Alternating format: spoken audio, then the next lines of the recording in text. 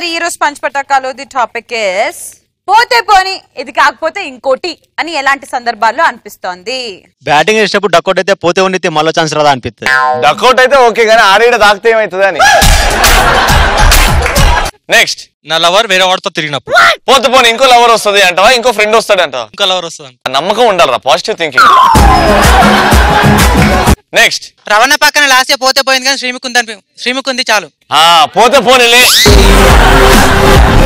Next hello this is Rashmita. Rashmita నిజంగా చెప్పు, ఈ అపరిచితు గెట్ల పెట్టు నాకు కిరాకున్నావు.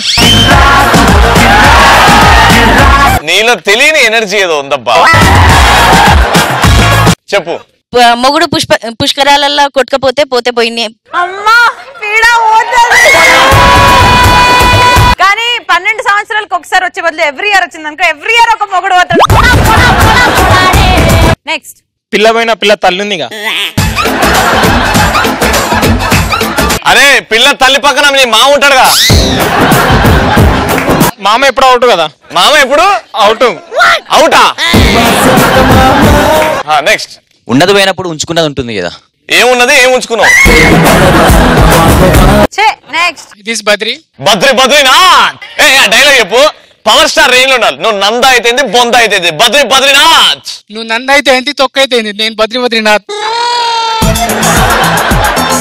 ఆడ రెస్టారెంట్కి వెళ్ళి ఒక మసాలా దోశ ఆర్డర్ చేసిండు. చెప్పు నాన్న. పెద్ద బాబు పోతే చిన్న బాబు ఉంటాడు కదా.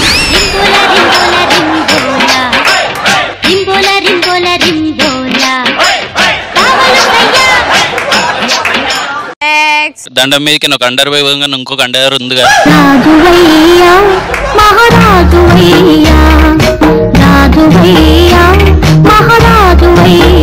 మన కళ్ళెద్దుగానే అండర్ వేర్ ఎగిరిపోతుంటే దాన్ని ఆపలేము, దాన్ని ఆగమనలేము. కొంచెం బాధపడతాం.